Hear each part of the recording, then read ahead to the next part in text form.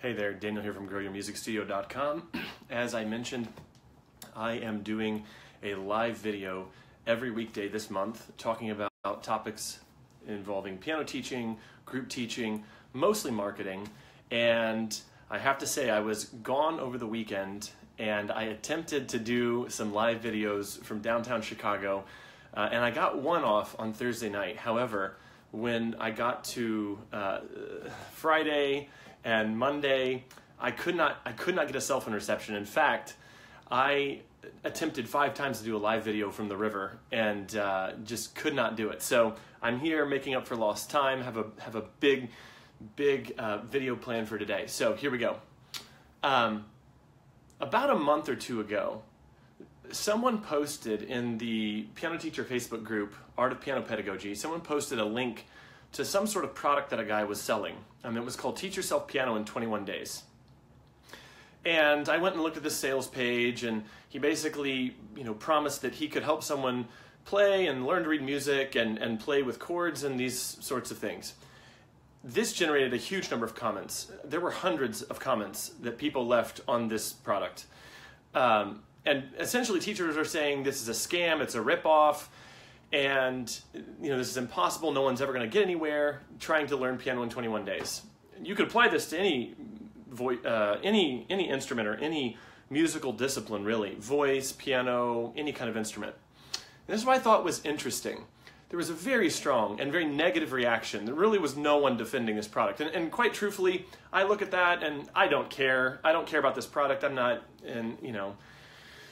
in any way, I don't have any ego or emotion tied up in defending or not defending this product. But this is what's interesting. Teachers, by and large, look at that product and say, what a ripoff. You need a teacher. You need someone to guide you through how to learn music.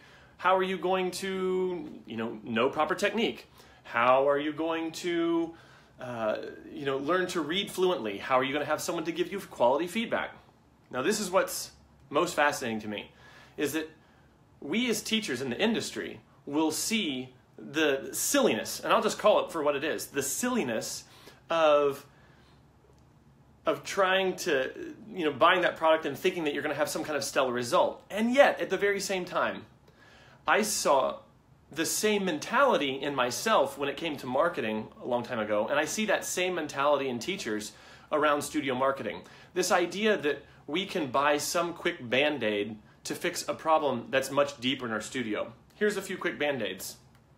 If I just had enough money to run ads, I could get lots of students. Or if I just had,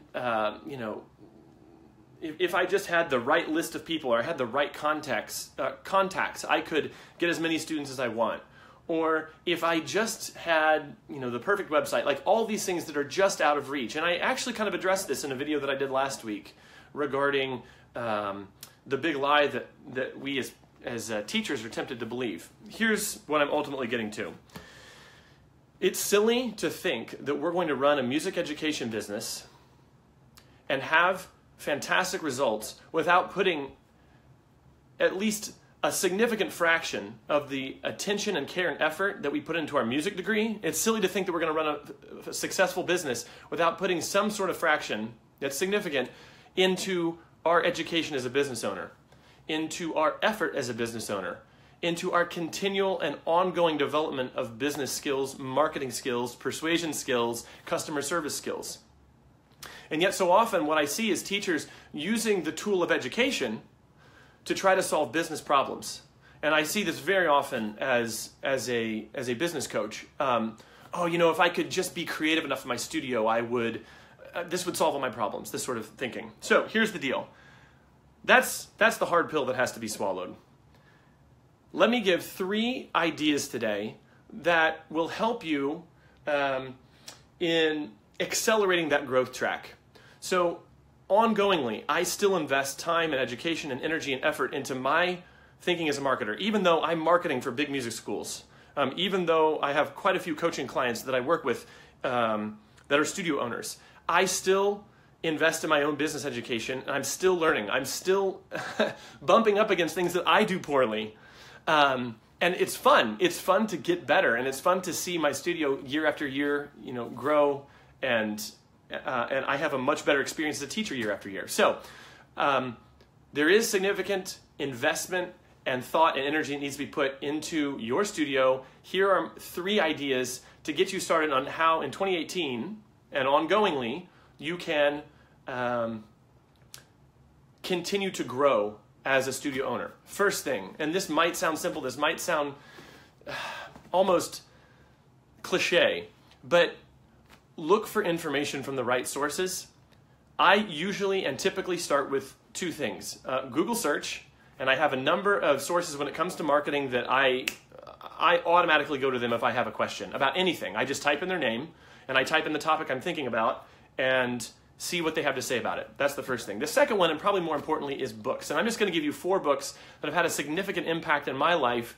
I think that could, if you were to pick up one of these books, or if you were to look through all of these books, it would fundamentally change the way you think about running your studio business. So, number 1, Influence by Robert Cialdini. This is something that should come as no shock to anyone. I have long spoken about this book. I've written about it on my blog significantly. I've written over 6,000 words about this book on my blog, growyourmusicstudio.com. In fact, I would even hold this book up as a as a visual aid, except every time I buy a copy of that book, I end up sending it to one of my clients. So I don't currently have one. I need to get on Amazon and get that. But to briefly summarize that book, it is the #1 book that anyone should read on persuasion. It gives the 6 what I'll call weapons of influence that that kind of bypass the logical circuitry in the human brain. If you use these techniques that he talks about, you will become much more influential, much more persuasive. You will get parents on your side. You'll sign up more people in your studio. You will convince more students to practice. You'll do it without arm twisting. That's the beauty of it. You'll do it with the power of suggestion, with the power that he gives you with these tools in this book. So that's the first one. Second one is Pitch Anything. This is the best book I've ever read on sales, and I've read quite a few books on sales. This book is awesome. It changed my life. I read it in a couple days, and then I immediately reread the entire book. I have 24 pages of single-spaced notes on this book. This is the best book I've ever read on sales. I send it to quite a few of my clients who I work with in the context of business coaching.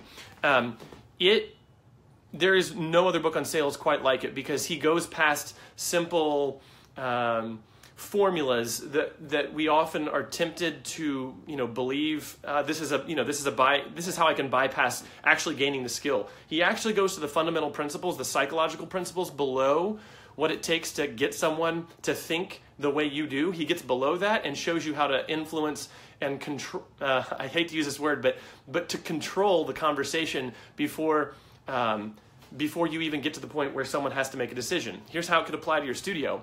If you understand how to converse in a way that's persuasive with people, and you understand the frameworks that people use to say no to you, and you know how to respond to those before they even say no, it's much more likely that people will say yes. Love that book. I consistently revisit the notes I have in that book. It has been such a source of inspiration for me. Next, The 22 Immutable Laws of Marketing. Once again, it's another book that I normally keep around, but I've sent to enough clients that I've run out of copies and I need to get one. It was just funny. I was looking for that book to bring to this video. It is probably the broadest book I would recommend on marketing, but it gives you big overall themes and mindsets that you should use to market any business. And they certainly work for a studio business. If you took even a handful of those marketing laws that he teaches in that book, and you applied it to what you had to do, and you truly understood them and applied them, you would see a significant difference and impact in your studio business. Finally, Wealth Warrior. Wealth Warrior is a book by Steve Chandler. He's a very, very powerful business coach, world famous, New York Times bestseller. I've actually had the opportunity to speak to him very briefly, which was kind of cool. And one of his proteges is actually my business coach. This book is not a how-to book. It's not a how-to book on marketing. Rather, this book, and honestly, any of his general books on business, are more about your ability to be creative and your ability to be positive in the face of adversity. Every book by Steve Chandler that I own by Steve Chandler, I've read more than once. In fact, some of them I've read multiple times. I've read Wealth Warrior at least 4 times that I can think of. And I often go to specific chapters. There's another book I send my coaching clients, and it is very, very well loved. All these books on Amazon for less than $20, some of them around $10. Hugely influential for me, could be hugely influential for you, and could cause a huge impact and change in your business. Now, here's the thing. There were 2 other things I was planning on talking about, but I'm already seeing that I'm approaching the 10-minute mark.